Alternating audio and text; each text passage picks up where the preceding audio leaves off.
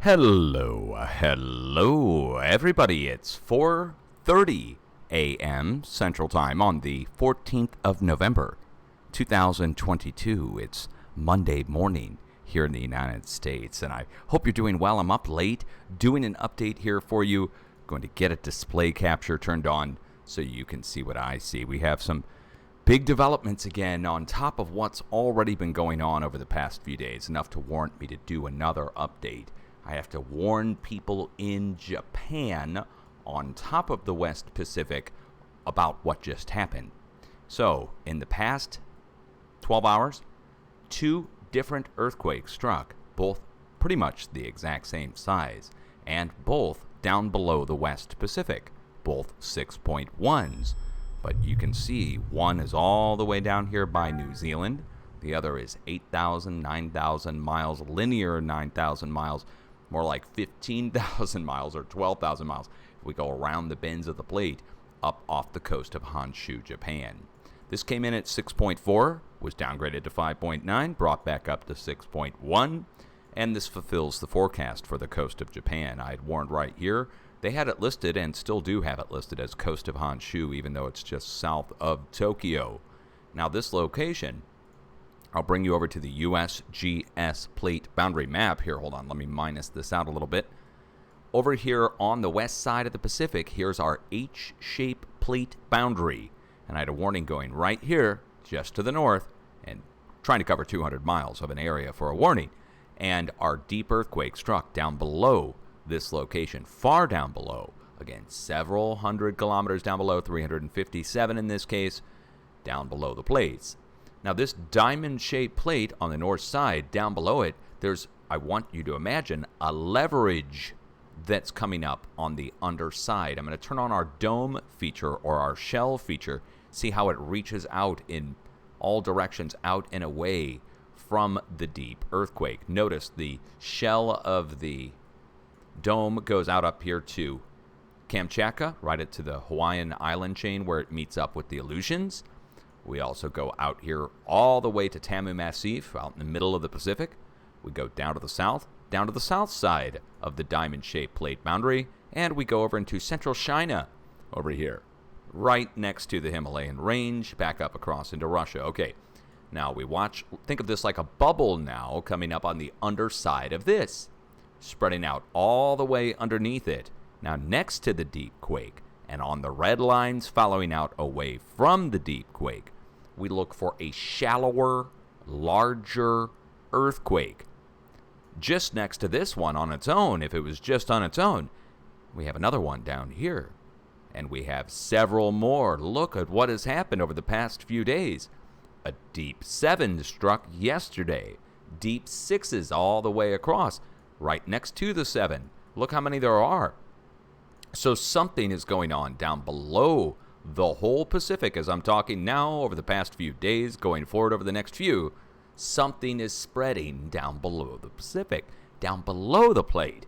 And it's coming up with deep earthquakes, showing us that something's spreading from at least Tonga up to Japan. Now, I would expect the deep earthquake events to spread across the whole planet, and it kind of already has, but it's been in the 4 and 5 range. It looks like a pincushion at this point with the deep earthquakes raised high off the globe. This is 2 days worth of earthquakes. Here's a full week.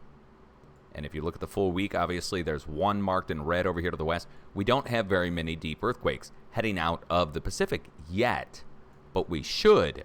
We should see over here on our letter D at Afghanistan. We should also see new deep earthquakes pop off over here back down at South America. Now, speaking of South America, last night, check Chile off the list, one of the locations for Chile, and check Central America off the list. Look at this. 6.2 struck down south along with a 5.7 and a 5.8 to near 6 struck up here on the plate boundary at Guatemala. So check these two areas. Now, technically, I warned right here. I warned here, and the earthquake came in up here. I'll show you the difference of what I warned for versus what actually hit. Our 6 came in up here at Guatemala, and I had warned right down here at the plate boundary at Panama. Now, you see the difference, obviously. They're both on the same plate, the Caribbean plate edge, and, of course, the Cocos plate, which is right here off the coast of Mexico in Central America. So when I warned for a 6 and a 6 hits, or a 5.9 hits right along the plate boundary on the north side, that's the quake we're looking for. Now you'll notice the spacing of the other earthquakes around it. That's a spread going out and away from where the break happened. Now down on the south side, same thing. South side of what? South side of the plate boundary down here where the stair-step fracture zone comes in and goes down. Just on the north side of it, we have a thing called travels underneath marked. Right there, it's heading down towards the letter X down at the South Sandwich. And to push it all off down below, a few days before, this hit. Deep earthquake down below the middle of it. So first a deep earthquake, then shallower, larger earthquake spreading up, out, and away from the deep earthquake we see raised high off the globe in the middle. First this one, then this one, then this one. That's what's happened so far. Now, my warning for South America and Central America, one down here, check it off the list. One up here, most likely that's the earthquake we're looking for, check it off the list. And then that means one more is due right in the middle, and that's going to be the biggest of the bunch. That's South Peru going into North Chile, and it should go up to 6.9. Back across over to Japan and to the other two earthquakes, what are we going to look for in Japan? We're going to look for one magnitude larger than a 6.1. One up to one magnitude larger, which puts us up to 7.1. And then we look between our current sets of earthquakes to find the next spots to watch. And since we're moving up to the north, the arrows point to the north, we're going to watch to the north, and we're going to watch between our current sets of earthquakes, putting us right now then on the coast of Fukushima. So, you may remember that name. You might have heard that name before, the Fukushima Prefecture, or in the area of northeast Japan. So that's where the big earthquake hit back in March of 2011, now far north of the coast of Honshu, technically. So check Japan off the list. It was hit with the expected magnitude, and it came in exactly at 6.4. Then the Europeans, or whoever, downgraded it to 5.9. Then they brought it back up to 6.1. Why does that matter? Let me just tell everybody. 3 days ago now, I issued the warning for this for a 6.4 to 6.5 to strike next to Tokyo. And I also said that they would downgrade it to a 5.9. So I forecast the downgrade as well as the quake. And if you're, not aware of this, that, again, you could forecast earthquakes, well, I added downgrades into something that I started forecasting on. And we'll bring you over to my community page and just show you right here. See this? Here's the post on it. And one of my viewers was very astute, Becky D., and they said, look, they already downgraded it to a 5.9. And I came back and said, I forecast that. I said 6.4 to 6.5 would hit, and then they would downgrade to a 5.9. For real, LOL. Go listen to my video from 2 days ago. Now, somebody showed up down below and started defending the USGS. And they said, incorrect, USGS is sticking with 6.1. What? I said, no. It went down from 6.4 to 5.9, then back up to 6.1. The bouncing around we saw was Geophone, I think, was first to report on the EMSC. USGS weighed in long afterwards. We saw it and watched it happen live, so it's not up for debate. Maybe you didn't see. They came back with the whole attack. Besides the point, stop trying to illustrate that the USGS specifically downgrades quakes for some agenda, completely negating the fact that there are so many other agencies out there that have close to the same magnitude. USGS are very political, and then he tells me he's worried I'm demon-possessed. And tells me to read a book on phases. And I said, dude, I didn't say anything about the USGS in my post here. So this is what I'm going through. I get attacked when I'm right. Nobody came over to tell me good job on getting the warning for Japan right. I warned them right here 2 days ago. Haven't been hit in how many months? How many weeks has it been, at least, since Japan's gotten anything significant on land? So this is what happens. When I get it right, I get attacked. Why? Because there's professionals who said that it couldn't be done. What I'm telling you right here, that earthquakes are going to strike next to the deep earthquakes, for instance. When I discovered this, that deep earthquakes cause shallower, larger earthquakes, somebody first said it couldn't happen, then professionals came out and said I stole that from someone. Someone I'd never heard of either. Anyway, so here we are, getting back to it, deep earthquakes striking. We're going to look for shallower, larger earthquakes next to our deep quakes. Now, finally, I have to mention this, and then I'm going to wrap this video up. We're going to see big earthquake activity in between all of our deep earthquake activity. That's why we need to pay attention to where the deep earthquakes are spreading, because ultimately, by the end of this 7 to 10 day time period, maybe up to 14 days at the most, we're going to see a big quake in between all the deeps that's bigger than any of the other ones that we've seen so far. And since we've already topped out at 7.3, and we're going to be taking another step up from there, that would put us into the upper 7 level, maybe even low 8. But I'm going to stick with upper 7 right now, and with USGS downgrades, God knows what they'll do. But if they'll even report it. I wonder if they'll shut off the seismographs again like they did last time. Do you guys know that? You know they did this? About a month ago, I issued a warning for an 8.0 earthquake, 7.9, to strike here. 7 days came and went. All of a sudden, 2 new volcanoes, or was it 1? 1 new volcano blew right here in the middle of this area. Then, the seismographs got shut off on the last day of the warning. All day. And people said, first they accused me of faking that. They said that I was making that up, but then it turned out that people documented it or something. They said that it was some kind of drill they were doing, and they were, and they shut off the graphs for the USGS and the Europeans. I don't know who did it or what or how far extent it was shut off. All I know is that word reached me that seismographs were shut off on a huge amount for some kind of test or drill on the last day of my warning. And then people told me they can't hide a 7 or an 8 if it hits, that people internationally will pick it up and tell us. They'll make videos and go on the news. It would make the news if a 7 hits internationally, people said. I said, really? It'll make the news if a 7 hits internationally. And I know there's going to be a lot of people in the chat room that are going to be laughing at that right now, because we know 7s strike a lot and they don't make the news. Might make a little news blurb somewhere, but doesn't make the news. And the reason being, they only tell you when earthquakes are either in devastating areas or in areas where they think that they can make a buck on it, the news. Otherwise, it's going to end up on a back-end seismic server somewhere or someone's private seismograph that's never going to report it. So can earthquakes be hidden? Yes, to some extent. Megaquakes? No. 8s, 9s? No. Every seismograph in the world would be picking up 8s and 9s. Once we get down below 8s and 9s, I think that there could be some potential for confusing it with other signals or maybe even, but I might be wrong on that too. Maybe I need to get my own seismograph and start playing around and see what I can pick up. So let's just go ahead and save this as a video, separate video, just explaining the deep earthquakes, what's going on in Japan, what we're going to watch for the next 7 to 10 days in Japan. We are going to watch for a shallower, larger earthquake to come up next to Japan. Now, there'll be many people who look down here and they live down in New Zealand. They're going to say, Dutch, mate, right? I don't know what you call me. You probably wouldn't call me mate, right? Anyway, all right, guys. Down in New Zealand, we also have to watch. Let me just go ahead and get a warning out for the North Island of New Zealand, just north of the Catcher's Mitt position, right up here in the Kermadec Islands going north. We're going to watch for the same size quake that's going to strike in Japan. Upper 6, low 7. Just north of New Zealand. Okay, you might even feel it on the North Island pretty good.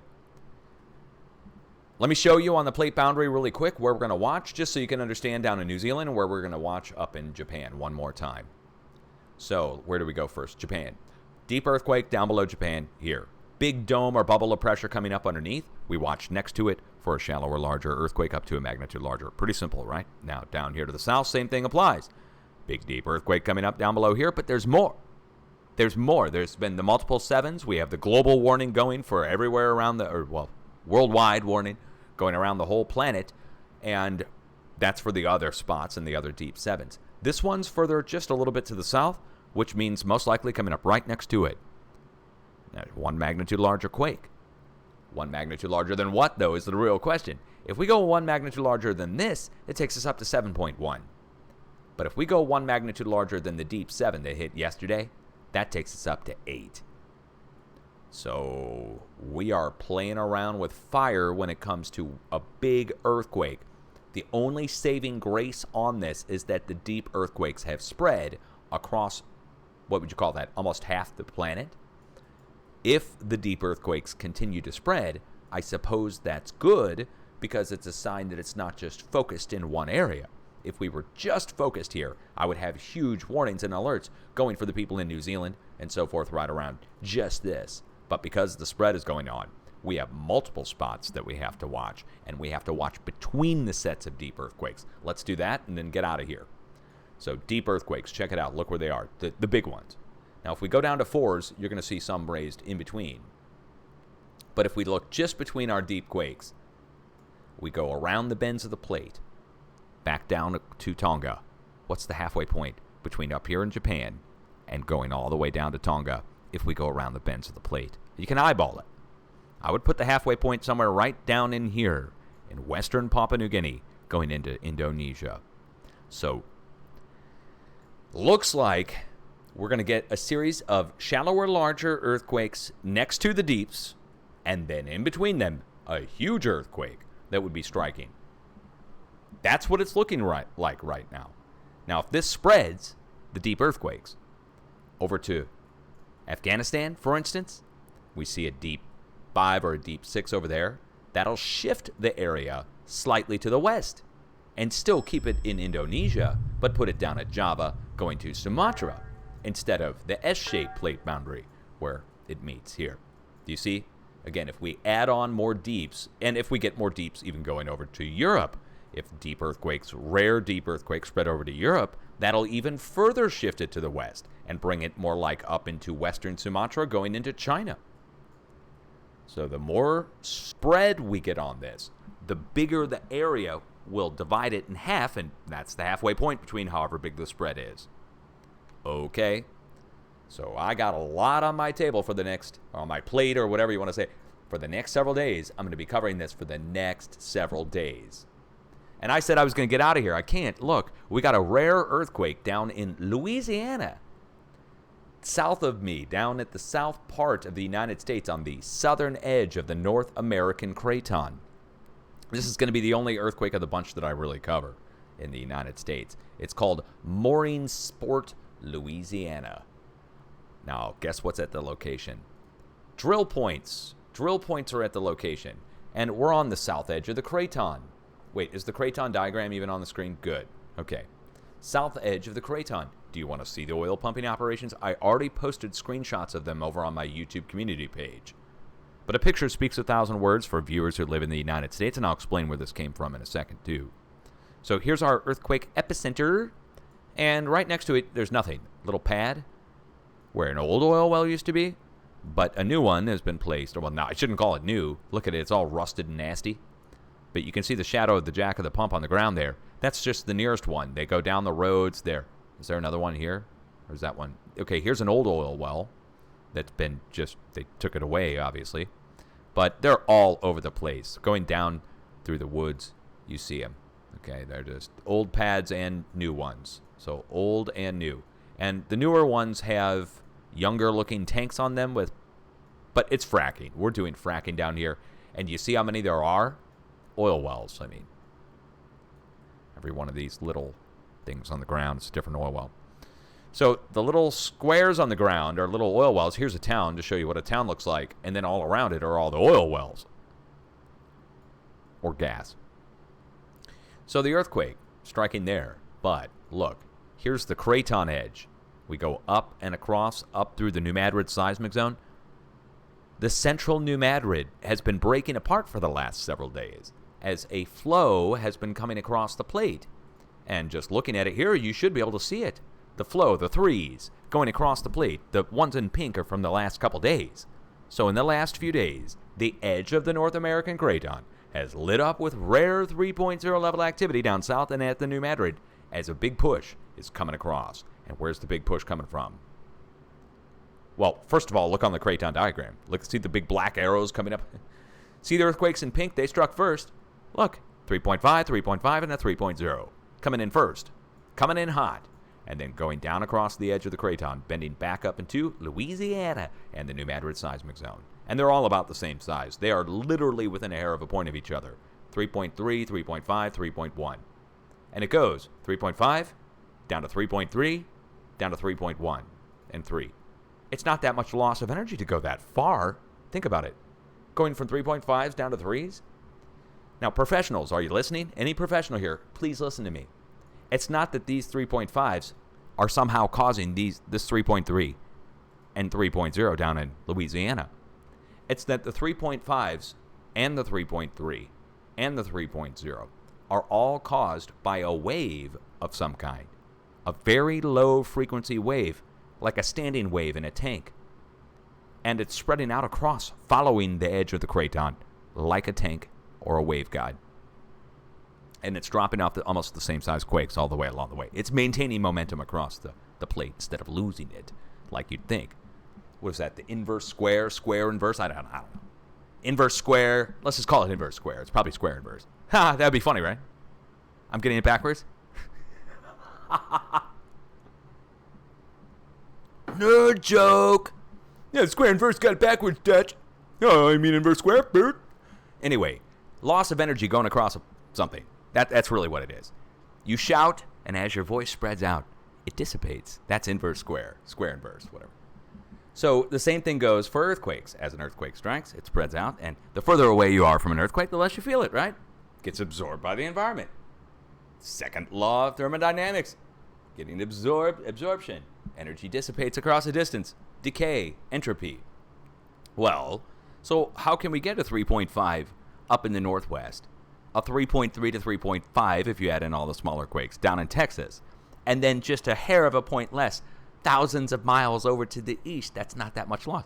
It's a huge, powerful wave that isn't losing much energy as it's going across through the plates. It's losing a little, which still accounts for the mathematical formula of such and such to explain entropy and second law, but it's not that much. But why? Well, the spacing on it, look at it. The spacing, for instance, the spacing between these sets of quakes up in the northwest, or the spacing of these quakes going across over into the New Madrid seismic zone, the threes. We're just going to look at the threes, for instance. So a wave equal to 3.5 worth of energy is going across the whole North American craton, basically. And it's vibrating back and forth across between the fold in the plate at the New Madrid and back up to Idaho and so forth. It's bouncing around like in a wave tank. And as you know, or maybe you don't know, when a standing wave is in a tank, if you pump more energy into it from the back end, or from whatever end, or from whatever side, it then pumps it back up. So as if it was just a closed system and you pushed one wave across it, then yes, it would just go across and dissipate out into the ether or whatever, or get absorbed by the plate. But we're constantly pushing on the back end here, and it's going over and reflecting back into itself, and we're getting a standing wave spaced out perfectly of a very low frequency. How many miles is that apart? That's going to tell you the frequency of the wave, by the way, however many miles apart it is between peaks or valleys or troughs. So imagine this is the peak of a wave, peak of a wave, peak of a wave, and it's going up the East Coast, but it's following this like a wave guide.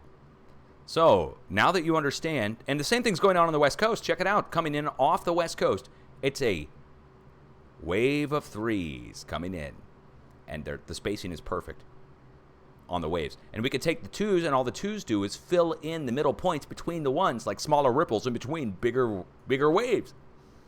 It's amazing. This is one of my biggest discoveries, that there's a flow going across the plate and that it's somewhat equally spaced in a standing wave, that earthquakes are not random. They are not random. Earthquakes are striking in a trajectory out and away from the pushes that bring them in to begin with. And then you find out there's another force that's causing earthquakes. It's not one earthquake causing the other. It's something else. Something way more powerful and way bigger, and it's traveling across huge distances in a couple days' time. And it spreads around things as opposed to go directly through them. Path of least resistance. Hence the two sets of earthquakes on either side of South America where our arrows are pointing. See it? It's breaking around it like a rock in a river. But eventually the middle will move as enough of the wave spreads up out and goes around South America. It begins to move South America. And that gets us back to the spot that's having the deep earthquakes down below it, which was a topic of discussion in my last video, which I would urge you to go watch my last video. And if you don't know what video that is, let me take you over to my YouTube channel and show you, to spark some interest maybe, in this one from November 12th of 2022. And go watch it. And it might pique your curiosity into a pinnacle tip of curiosity. And on that note, do you have an earthquake plan? Do you know what to do when an earthquake strikes? You need to take shelter underneath a table or a desk. This is basic stuff. Oh, people just messaged me about the UK. What about the UK? Look, we could keep going all night. I could keep going all night. I said I was just going to get on and talk about the quake there. Check it out. Stepping stone path of earthquakes going across Europe right now, going right up to the English Channel. It's all 2s, and then a 5 strikes out here. Oh, well, USGS 4.9, sorry. 5 strikes out here at the North Mid-Atlantic Ridge, and Scotland is sitting there high and dry with no earthquake activity yet. We're getting down to the second last day of the warning for the UK, if not the last day. So UK did not get hit yet. Instead, you broke out over to your west. Pretty far, but we're pretty much right next to where I would look for. Geologically speaking, that's about 1,000 miles away or 1,500 miles away. That's pretty far. I'm trying to get it down to 200 miles. I don't think that's the quake we're looking for. Oh, that's weird. A new earthquake. Hold on. Let me make sure. Dude, what time is it? 10:29 UTC. Hold on. 10:50. A new earthquake just hit there. Or it just came on the feed as I zoomed in on it. Up in France. This one. Yep, 10:29 UTC. You got to be kidding me, man. Okay. Look. I'm not wearing a magician's hat. I don't have the crystal ball. I don't have the earthquake machine. We're not into that kind of stuff. I'm going to get a freaky deaky. I'm getting out of there. All right. Anyway, it hasn't happened yet. We're waiting. We got one more day to go. It's right on your doorstep. Obviously, there's a stepping stone path of earthquakes going right out to the English Channel. The only thing missing now is an earthquake between where these 4.9s are and these quakes coming out of Europe. And who's in between the two? You see it, right? Ireland and Scotland. Oh, man, you guys are epic.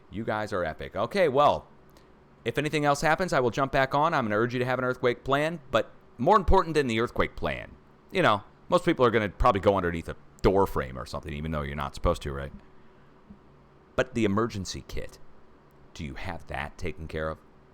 I think that'll be more important than anything else, to have a good emergency kit and a long-term supply as well.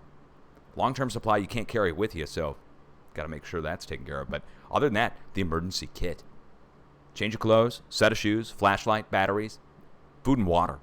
Food and water. Take care of it. Get her done, guys. The old get her done, which in Latin is Adepto Perfectus. That's my old channel motto name. Adepto Perfectus. It's the Latin version of get her done. I guess you'd say that to the old pyramid builders, or whoever. No, I'm talking the Colosseum builders.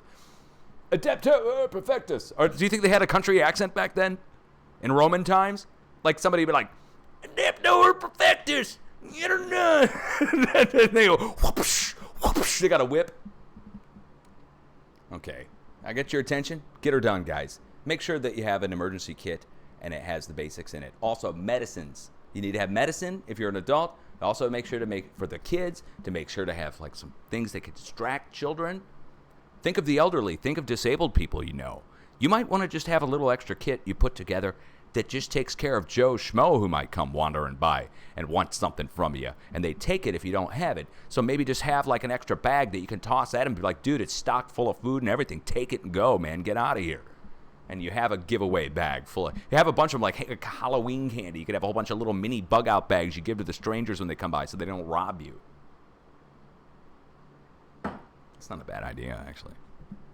Have like 10 little bug out bag kits you keep in your house just for when shit hits the fan so that you can pass them out. Oh, see, there I go with the swearing again.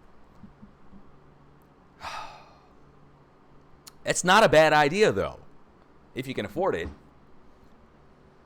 So, all right, I will get out of here. We will be back. We're going to upload this over on YouTube so people can watch it back. Everybody in the world deserves to know two things about what's going on. One, we're going through a seismic overdrive right now. It's hammering up on the underside of the plates. Professionals are not going to get on the news and tell you about this. The news is not going to get on the news and tell you about this. You're going to have to know somebody, or somebody's going to have to tell you that we're ramping up for big earthquake activity. They report on the earthquake activity after it happens, guys, not before. And they all said it couldn't be forecast, so they're certainly not about to come out and prove themselves wrong. Therefore, it's up to you. You got to pay attention and know for yourself. Now, all the warnings that I issue, All the things that I talk about are my own personal ideas, they're my own personal theories, and I do not intend for the public to take these, run with them, and go move and sell all their stuff and all that crap. I intend for you guys to be prepared and not scared, and not for you to go and do anything rash or act on the information. I have a disclaimer now, which I had to legally put on my videos to say just that, and I had to put it on in the past few days. So I want you guys to be prepared and watch the earthquakes like you would watch a storm heading your way. And then, when it's near you, when the flow is reaching towards you, you then make the appropriate decisions to prepare. You're not going to run away from an earthquake any more than you're going to run away from severe weather. You'll never escape it. Eventually, the severe weather or eventually earthquake will develop in your location.